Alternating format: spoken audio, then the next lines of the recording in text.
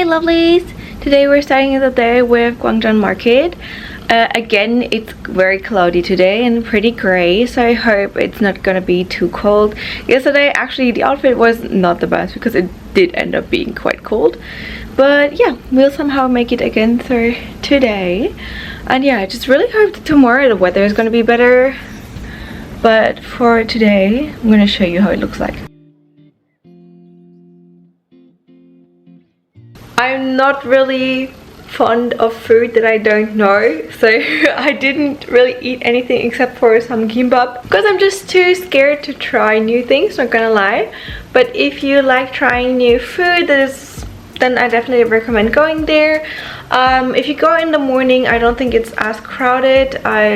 People said it's gonna be super crowded. I did not think so. I think we've been to places that have been more crowded than the Gwangjang Market. And then after we headed to Soha Salt Pond, I actually really liked the food there. I loved we had like this croissant, but like a salty butter croissant. I don't really know, but it was so good. I really enjoyed it. I kind of liked the salt taste in there. It was interesting and I would really get one again. Also had this salty strawberry lemonade, which was interestingly also absolutely amazing. It was quite small, but I did like it. And yeah, you just have to line up to find a space, which is also okay. The line wasn't that long. And the aesthetic of the cafe is really pretty. Then we walked around a little bit more to save some space for milk toast. We had to wait up, I think, like half an hour to get a space in there. And then you have to wait pretty long for them to finish their French toast. It does take quite long, but it was super tasty. And there's a lot of different options you can choose from.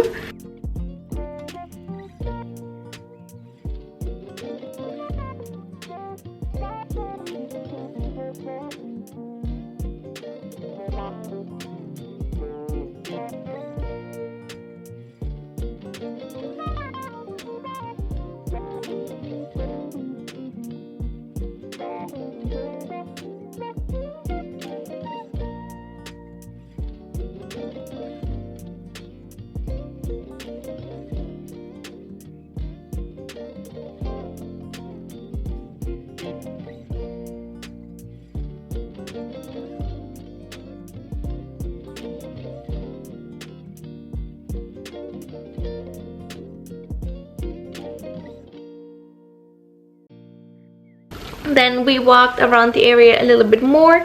I wanted to head to a close by palace, not knowing that it is closed on Mondays. So we had to skip that.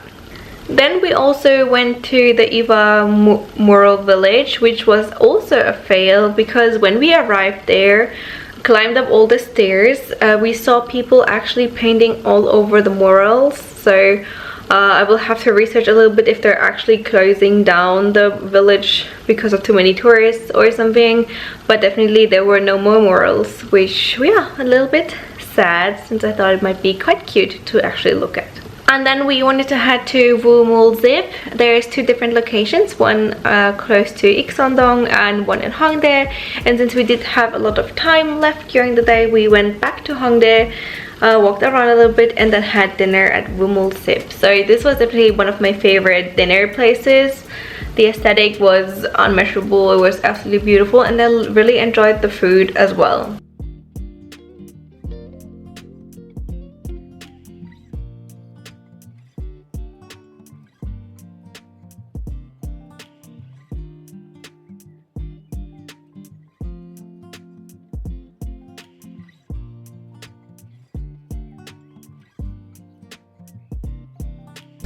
Good morning. Today we're heading to Suwon, which is a smaller town next to Seoul. Like, they're connected, but yeah, so it takes like an hour. It's not that bad. So yeah, just 9 a.m. and we're gonna head there and start with the Starfield Library. I do recommend it if you are really into K-dramas, since there's a lot of locations that you can visit there. As I'm not really into that, we only spent half a day there, starting with Starfield Library for the aesthetics, of course. I did prefer that one over the Starfield Library in Seoul. It was a lot more modern and very pretty, and of course not as overrun. After that we headed to a bakery. I can't really recommend the full name, but it was a French bakery. I do recommend to bring cash since they don't accept foreign credit cards either, but the food was very good, except for the trap that we didn't know of. Garlic breads. Apparently garlic breads in Korea are not savory, they're sweet. So that was really something really I've never eaten sweet garlic bread. My taste buds were so confused. It was really weird. So if you go there or if you go anywhere in Korea, don't eat garlic bread, or if you do, then be prepared that they're gonna be sweet. Then we walked to the Hwasong Fortress. Was very beautiful, very nice walk around the fortress. You did get a lot of steps in there, but you can go also up to a hill and you will have a nice view of Suwon. Then we also headed to the palace. The entrance was quite cheap. I think it was like €1 for each of us, but there's also not a lot to see. You can do a guided tour, but I don't even think there's so much to talk about the fortress or the palace. So yeah, if you just want to have a look around, I feel like it's very nice, but not too much to see. So we just end up going to Notting Hill Bakery, which is a bakery close to there. Really loved this side there, very romantic, and they had these huge cakes. They were absolutely huge and humongous, and I wasn't able to finish it. But we also had the muscat lemonade, which I loved. It was so tasty and refreshing. I really enjoyed that one. And at that point, it was the second week. We were starting to get really tired, so we just headed back to the hotel. I got some food and then yeah, got right into bed. Day 9 we spent just doing some more cafe hopping in Hongdae, since I still had a lot of cafes left where I wanted to go to. So we started with Cafe Tetum. This is really cute. If you like teddy bears and stationery, they have a stationery shop in there as well. We had some pancakes and they were absolutely adorable. I really enjoyed it, the aesthetic. Then right around the corner was Yuki Mochi. We really wanted to have some mochi. The store clerks there were not the friendliest. I think it was the only store where I actually was like, okay, these people are not friendly, but that's okay. The mochi itself was also okay.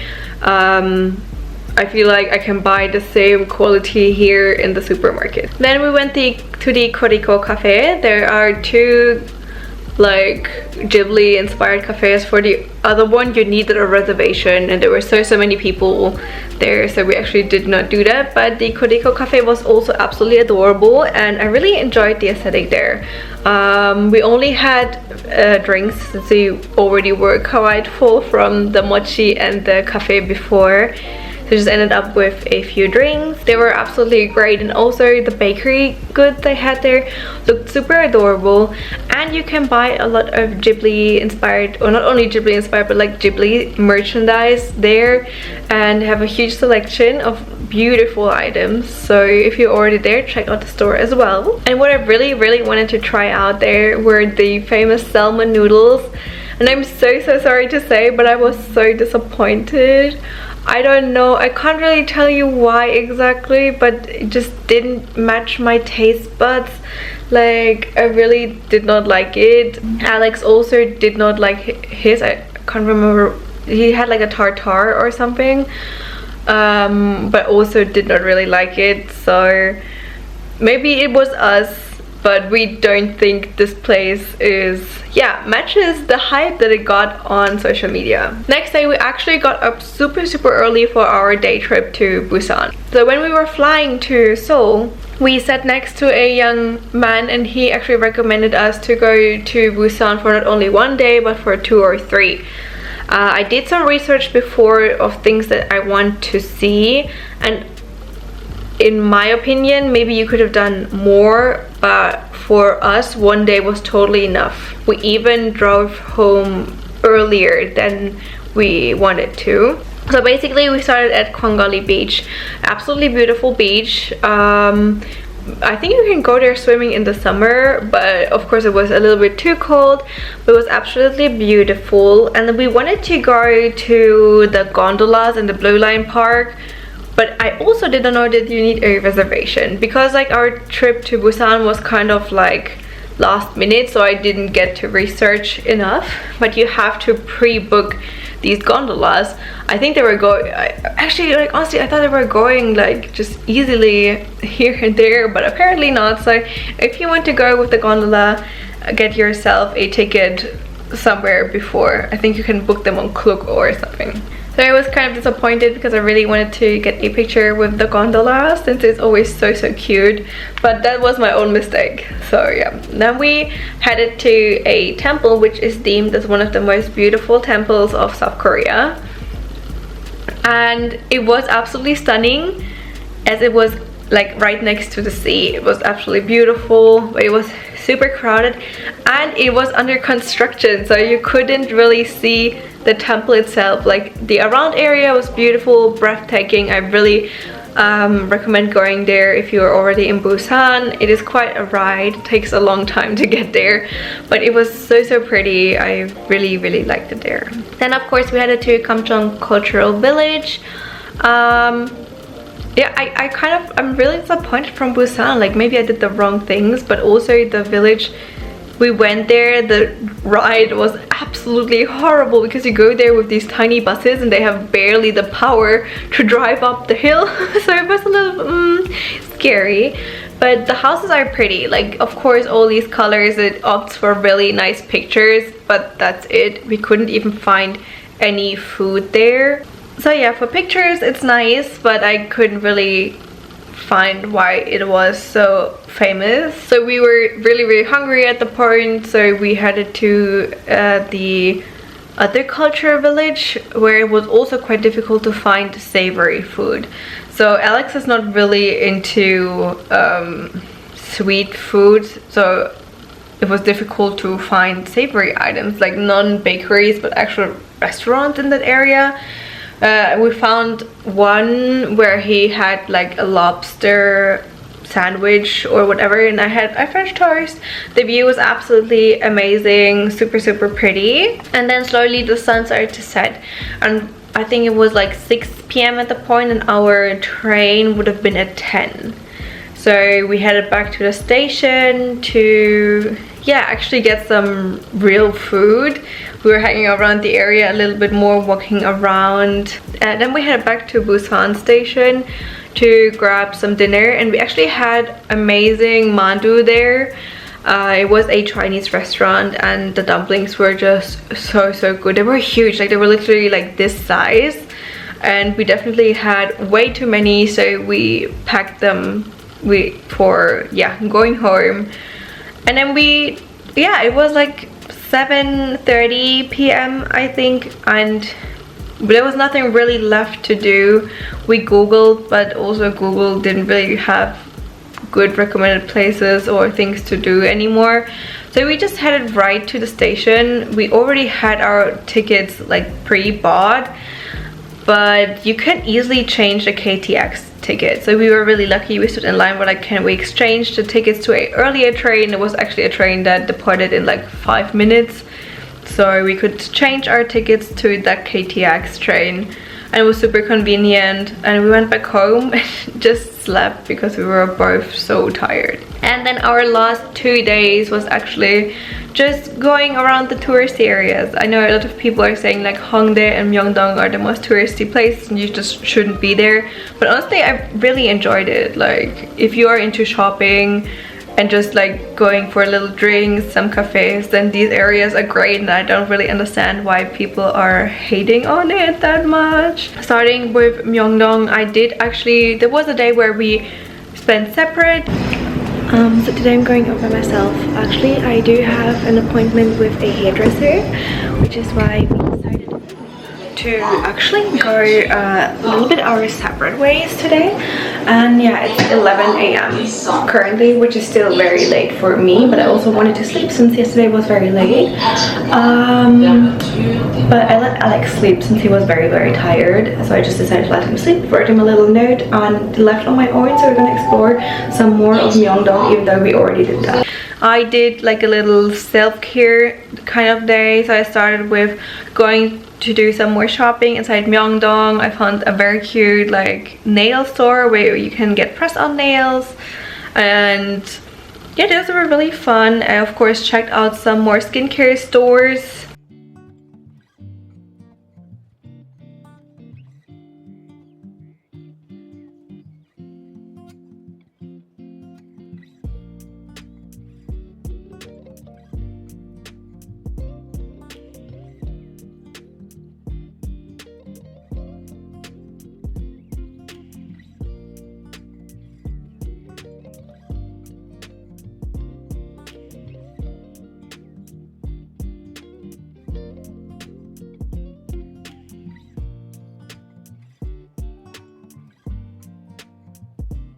And I found the Mixzone store because I didn't find any Mixzone items at Olive Young, and I really wanted to try the bean essence stuff. So I went to their store in Myeongdong, and they actually had like the skin analysis thing again. So I was like, okay, let me try that again with an actual person there.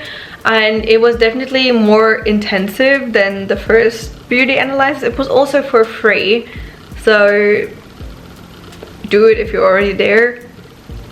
And then of course she recommends you products from their line, which I still think it's good. Like if you're looking for a skin analysis, then you obviously want results, and I did get some items from there as well. And then the reason I spent my day more alone is because I wanted to get a scalp treatment. This was also like a last minute decision because obviously I noticed towards the end that we still have a lot of time left. So about 2 days prior, I wrote to Park John Beauty Labs to get a appointment for a skin treatment, like scalp treatment. And yeah, they were able to book me an appointment pretty quickly, so I went there. So here's my review. I did like the treatment. It was really relaxing, and I mean they did the analysis like the before and after, and it did seem like it did something. Mostly it was relaxing. I really enjoyed the part where you just lay down in a massage chair and they let the waterfall run over your head and do some treatments. My body really needed a massage chair. It was really nice, but I do feel they felt quite rushed, the whole store. Like the hairdressers were also really, yeah, they were rushed. They were always in a hurry, so it made the relaxing kind of factor like really not as relaxing like as I would have wished it. And I wish it would have taken more time for the treatments, but yeah. So it's like, for me it's like maybe like a 7 out of 10. I also got my ends trimmed.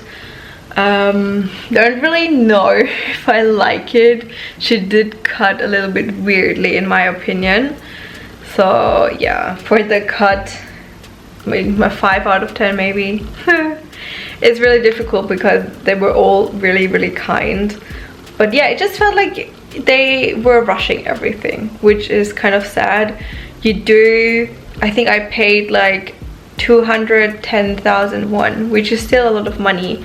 I feel like for a 15-step scalp treatment, it's not that bad. Like the scalp treatment stuff was 180,000 won, and I think it's reasonable, but in mind that it was so rushed.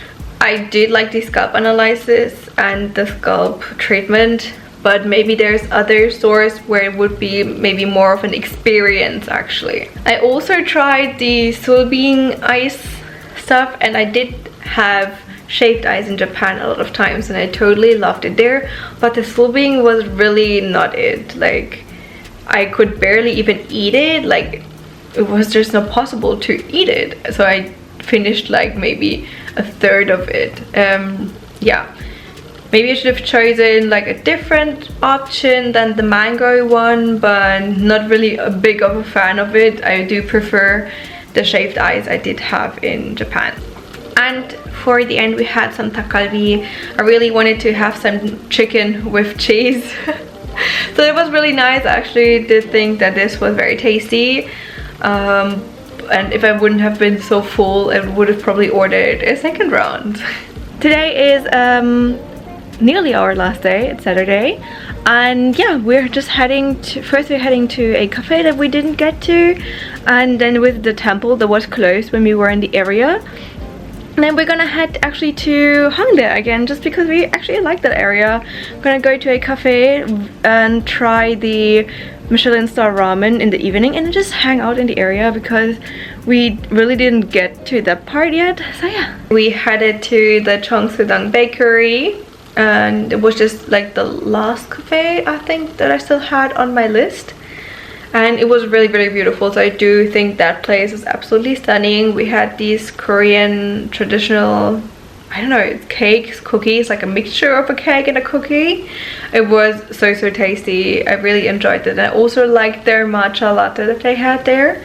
Like the aesthetic. So if you are in Seoul, I do recommend that cafe. And then we headed to the palace since it was open.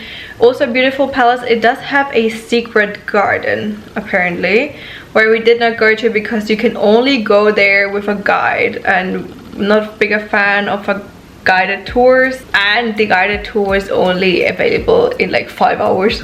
So yeah, we didn't go there, but maybe it's absolutely beautiful. So if you are there and are able to go there and pre-book a guided tour, then let me know how the garden is. And then we went back to Hongdae, went to the Animate again to see if there's some new merchandise, and there actually was some new merchandise, which was nice. I wanted to have some pancakes again, so we went to Rachel's Kitchen. They also have like savory brunch options, which was nice. For Alex and I had some pancakes, and yeah, we just ended up like enjoying the street performers, having a drink, walking around some more.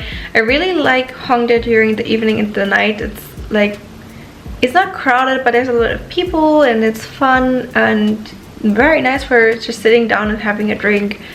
And yeah, and then we just ended up having some premium beef in Myeongdong as well. This was absolutely amazing. This meat was so, so good. It was beef, and yeah, really, really worth the price. They were cooking it for you actually, and the store clerks were absolutely cute and friendly, and it was like a nice end to our travels. So that was the whole vlog from Korea. I really enjoyed this vacation, even though it was not really relaxing. I think my next vacation is gonna be relaxing somewhere on the beach in Europe, to be honest.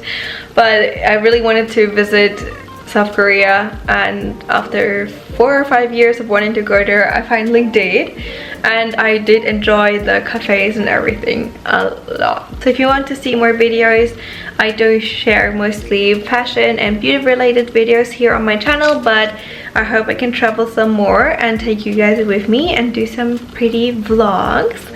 So yeah, I will see you in my next video. Bye!